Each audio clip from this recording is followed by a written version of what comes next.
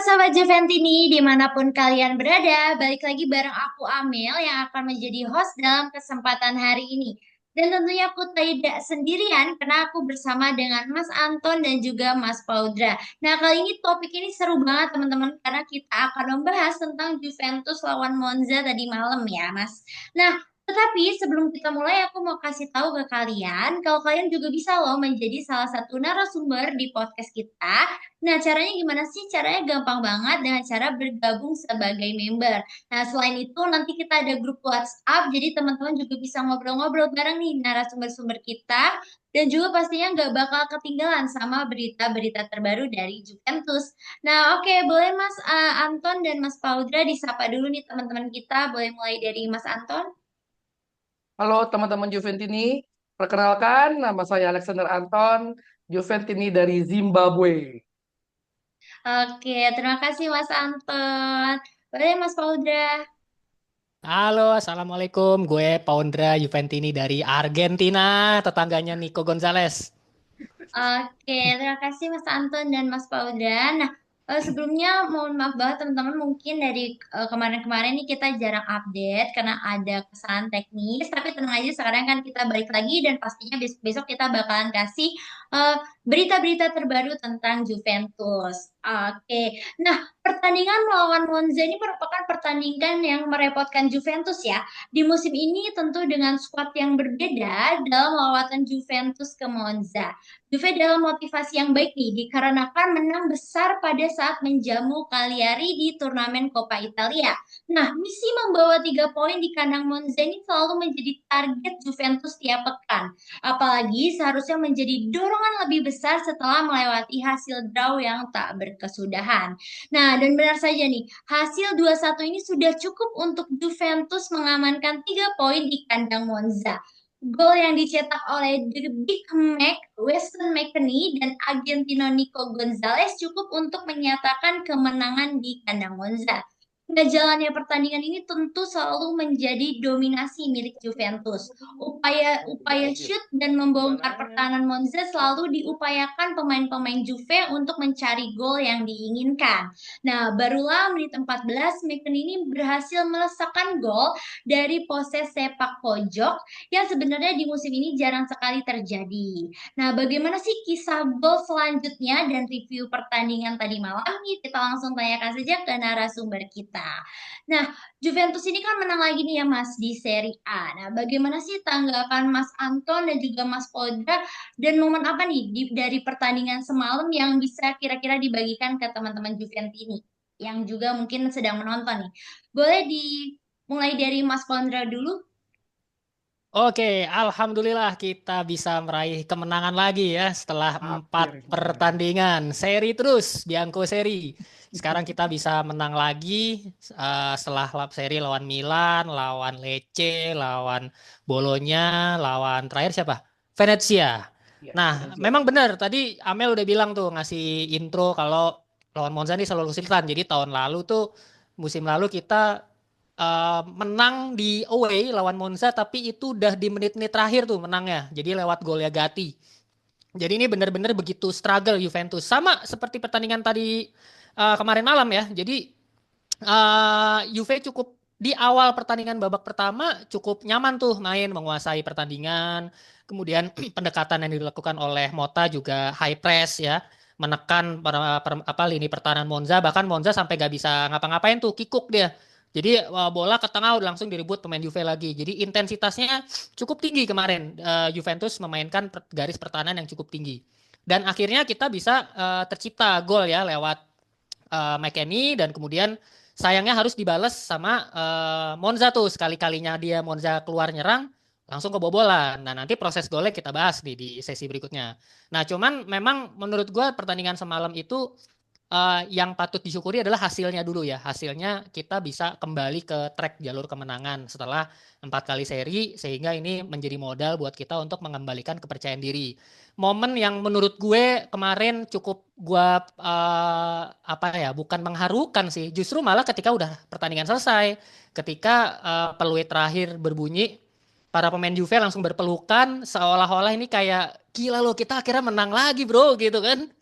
Ini padahal cuman lawan Monza, tapi menurut gua ini menjadi momen yang kayaknya ini perjuangan yang cukup berat sekali buat Juventus bisa mengalahkan Monza di pertandingan away yang seharusnya secara di atas kertas Juve kekuatannya jauh lebih unggul, tetapi ketika bertanding meskipun di awal-awal terlihat mudah kita bisa menguasai, tapi Monza ternyata juga tampil cukup merepotkan, bahkan bisa diseriin sampai akhirnya kita bisa menang tipis 2-1 dan di babak kedua pun juga intensitas agak menurun meskipun serangan-serangan masih tetap bisa melancarkan ya sekali-sekali, tapi intensitasnya menurun. Pertandingan lebih banyak dikontrol oleh Monza di babak kedua, agak cukup deg-degan juga kalau tiba-tiba kita kebobolan dari hal-hal gol-gol bola mati ya. Jadi eh, ketika peluit terakhir itu cukup melegakan. Jadi menurut gue itu momen yang menurut gue cukup gue apa ya, gue kenang lah ya tadi dari pertandingan tadi malam gitu. Kemudian Nico Gonzalez ini juga menjadi salah satu faktor perubahan ya. Game of agent of change ya bisa dibilang bahasa kerennya gitu. Jadi benar-benar mengubah gaya bermainnya Juve karena dia yang biasanya bermain di pinggir sekarang bermain di lini tengah. Koop Mainers ditarik menjadi gelandang karena memang posisi Koop Mainers aslinya memang gelandang diduetin sama Locatelli, Nico Gonzalez yang notabene dia lebih instingnya lebih menyerang. Jadi ketika dia ditempatkan sebagai penyerang lubang atau attacking midfielder, ternyata lebih banyak menghasilkan daya gedor yang cukup tinggi gitu ya. Terbukti Nico Gonzalez mencetak gol, 1 gol, kemudian dia mencetak 4 tendangan langsung ke gawang ya, 4 shoot on goal. Jadi ini menandakan betapa meningkatnya intensitas serangan Juventus ketika Nico Gonzalez bermain di belakangnya Dusan Vlahovic. Conceição sama Yildiz juga banyak membantu meskipun ada beberapa yang masih kurang taktis ya, tetapi menurut gua kehadiran Nico ini memberikan warna baru ya, memberikan warna baru di lini serang Juve, memberikan kreativitas baru sehingga ini semakin banyak pilihan buat Mota, bisa Koop Mainers diisi di tengah, bisa Yildiz, sekarang ada pilihan baru Nico Gonzalez yang ternyata cukup uh, insting menyerangnya cukup bagus gitu. Bahkan sundulan kepalanya bagus, syutingannya juga dia melahirkan berani syuting dari luar, ada 2 shoot on goalnya dia ya dari luar kotak penalti. Jadi menurut gue ini benar-benar memberikan perbedaan yang cukup signifikan ketika melawan Monza tadi malam. Dan sebelumnya lawan Cagliari pun juga hanya bermain beberapa menit, dia bisa mencetak 1 gol dan 1 assist. Jadi menurut gue kemenangan lawan Monza ini menjadi pemantik ya, momentum yang kembalinya kepercayaan diri Juventus karena menurut gua kemarin Juve bagus di Liga Champions lawan City, bagus lawan Cagliari di Coppa Italia, tapi lawan tim-tim menengah di Serie A kok kayaknya susah banget. Menurut gua problemnya ada di mental ya, kepercayaan diri untuk bisa menang, ada rasa takut untuk kalah sehingga hasil seri aja udah cukup. Lalu terus ketika kita diimbangi sama lawan Venezia contohnya ya kita diseriin 1-1 itu jadi kayak ada rasa aduh kayaknya kita seri lagi nih gitu. Makanya tadi malam dengan kita meraih kemenangan mudah-mudahan ini bisa mengembalikan performa kepercayaan diri apalagi ini kan juga udah setengah musim ya. Berikutnya kita lawan Fiorentina, habis itu ada lawan Napoli di Supercoppa lawan AC Milan.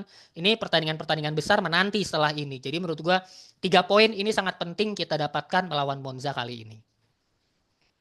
Oke, terima kasih Mas Paudra. Tentunya emang dari seri-seri jadinya menang ini pasti momentum banget bagi Juventus. Nah, kalau dari Mas Anton gimana nih?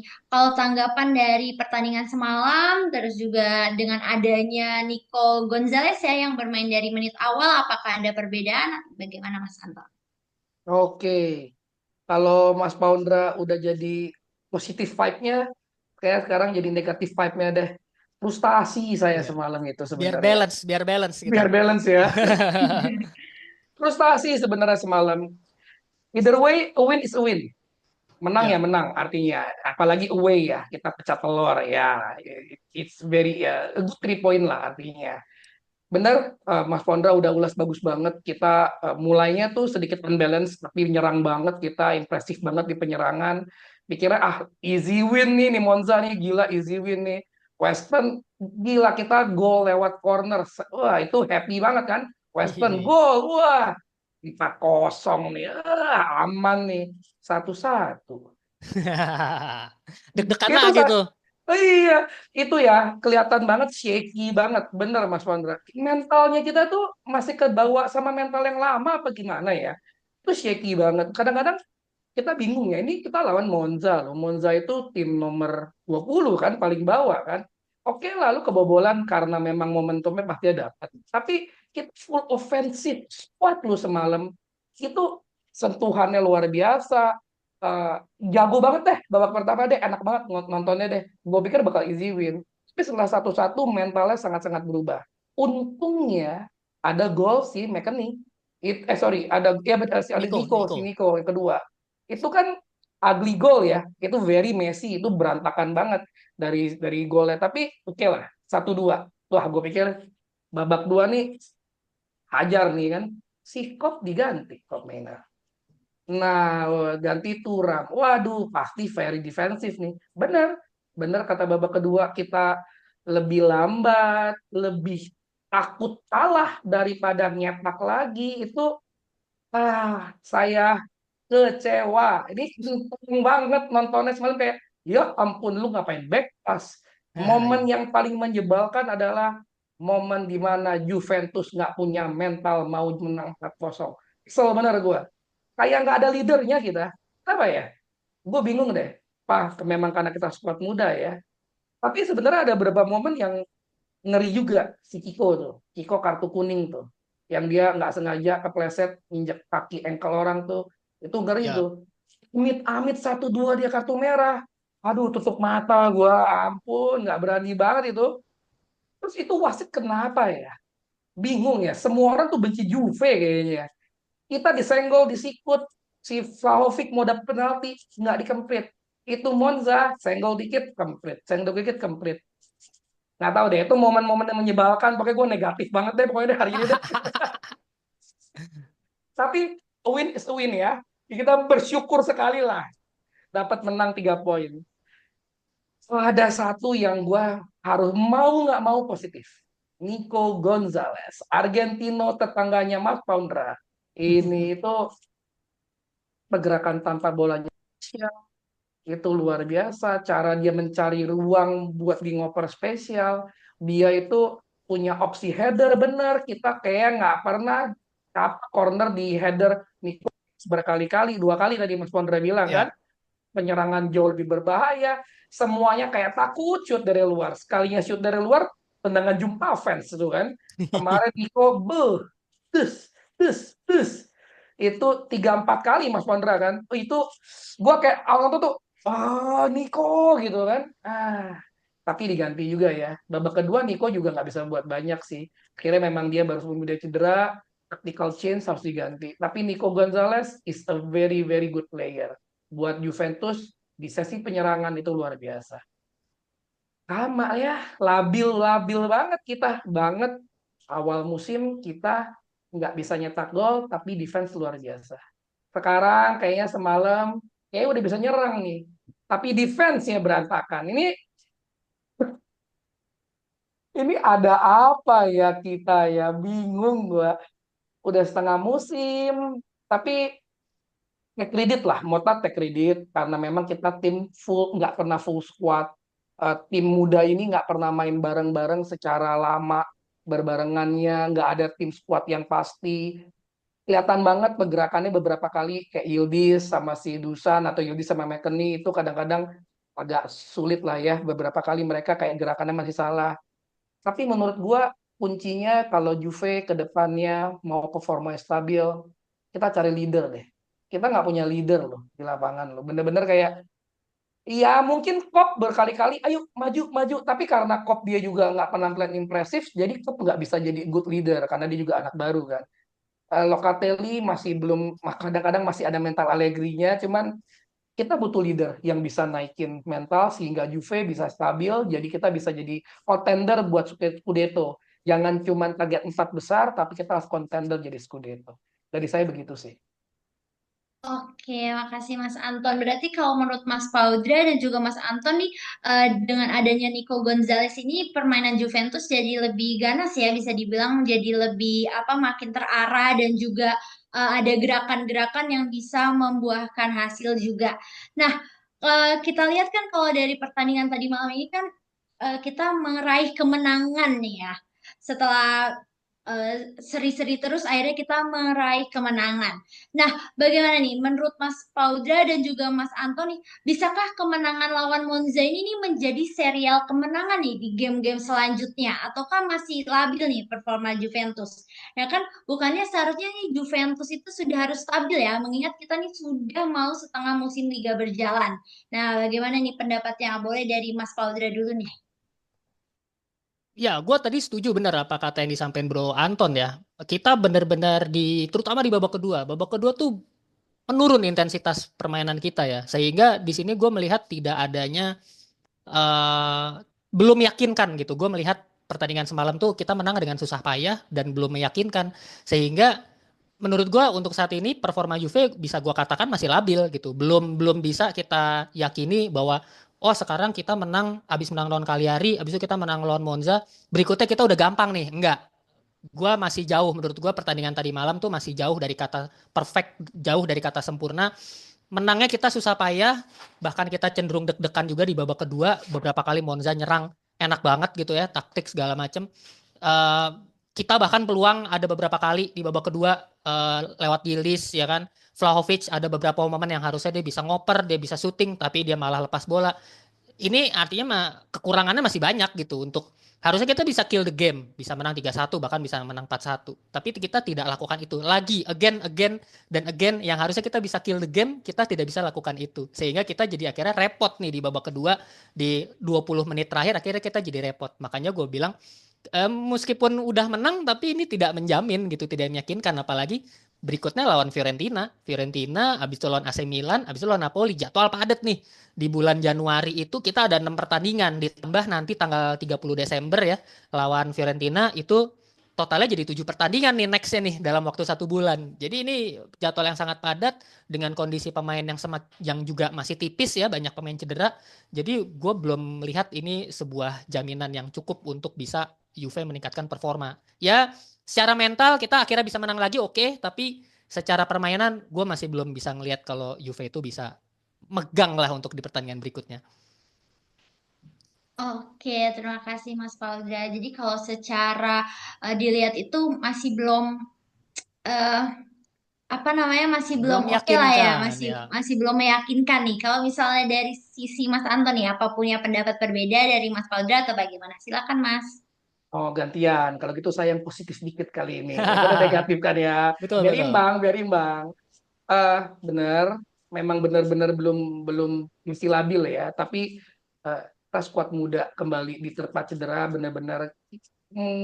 Nico Gonzalez sama Kiko itu saya nggak kebayang kita bisa mainin mereka berdua berbarengan tadinya. Itu potensi skuad ini masih sangat-sangat bagus. Jauh dari kata siap, jauh dari kata jadi gitu. Kita jangan bandingin era Conte, era Lippi, janganlah ya, malu kita ya. Tapi kuat ini menjanjikan, meskipun labil sangat menjanjikan. Dengan cedera aja kita bisa begini.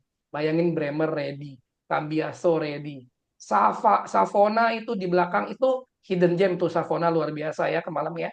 Memang dia permainannya tenang mateng. Chico, Nico, Cop Mainers, Loka yang sekarang udah ciamik deh berani one to pass, umpan-umpan panjangnya oke. Ya di kiri Yildiz, ini Yildiz, Yildiz, Yildiz. Jangan kemana-mana kamu Yildiz, jangan pindah ke MU, jangan kemana-mana. Tinggal di depan Dusan, kalau lu stabil, mental lu bener ya, nggak marah-marah. Gila, Juve sih ngeri banget. Masih sangat-sangat berpotensi, tapi musim ini kita harus banyak-banyak berdoa biar kita bisa jadi kontender. Tapi gue yakin dengan Juve musim-musim ke depannya pasti bagus. Kalau musim ini kita jadi kontender dulu aja lah, Scudetto lah. Jangan 4 besar ya, kontender lah, 1-2 lah. Maunya sih gitu ya, biar lebih stabil. Tapi benar, berharap anak-anak nggak ada yang cedera lagi, jadi bisa bermain jauh lebih baik, jadi dapat chemistry-nya. Paling begitu. Oke, baik. Terima kasih Mas Anton. Nah, kalau itu kan tadi pendapat dari Mas Paudra dan Mas Anton nih. Teman-teman Suara Juventus ini juga boleh banget komen-komen nih bagaimana pendapat kalian ya, apakah masih labil atau mungkin sudah kuat. Nah, kalau tadi kita bahas tentang pertandingan ya, sekarang kita bahas dari sesi proses gol nih. Ya, nah bagaimana sih tanggapan Mas Anton dan Mas Paudra kalau mengenai tentang gol-gol di pertandingan semalam nih? Kita mulai dari golnya McKennie dulu nih, boleh Mas Paudra? McKennie dari bola mati ya. Akhirnya setelah sebenarnya sih dari lawan Venezia kemarin juga kita udah golin dari bola mati ya. Jadi Iya, iya. ya kita melanjutkan skemanya Allegri di musim lalu nih. Tapi menurut gua nggak ada salahnya. Itu adalah sebuah alternatif ya kalau ketika kita mengalami kebuntuan, kita harus ingat bahwa kita main bola juga ada bola-bola mati yang bisa kita manfaatkan juga. Kemarin lawan Cagliari pun juga kita bisa mencetak gol dari tendangan bebas, Cup Miners. Kita nemu tuh akhirnya tuh posisi di sudut itu ternyata udah bisa ada Cup Miners. Kalau sebelumnya kan masih Vlahovic maksain Ya, terus Vlahovic. terusan. Sekarang ada Cup Miners pilihannya. Jadi itu salah satu opsi yang bagus. Kemudian eh pas corner kemarin juga ya, ya meskipun cornernya juga sebenarnya menurut gue sih biasa aja, tapi ketika itu terjadi gol ya satu hal yang positif lah. Akhirnya kita ada ketika bisa mencetak 2 gol berturut-turut ya, habis dari corner di lawan Venezia, sekarang corner lagi. Ini artinya kita mungkin sudah menemukan skema yang cukup baik ketika corner. Sebelum-sebelumnya ngaco terus tuh Cup Miners setiap ngasih bola kadang ke terlalu jauh ya. Jadi disundulnya juga susah. Nah, sekarang dia masuk ke tiang dekat. Jadi di situ ada McKennie bisa menyambut. Mungkin gue nggak bisa terlalu banyak bahas golnya McKennie ya. Mungkin titik beratnya ada di golnya Nico Gonzalez dulu nih. Oh tapi sebelumnya mungkin lebih enak ke kebobolannya Juve dulu ya, lewat anaknya legend nih, Birindelli nih. Lagi-lagi, Birinelli. lagi-lagi kita kebobolan lewat crossing. Jadi waktu pas lawan sebelum lawan Venezia. Venezia, lawan Lecce dulu kan. Lecce. Lecce kita serangan balik ke menit terakhir crossing tuh. Danilo-nya nggak bisa motong kebobolan.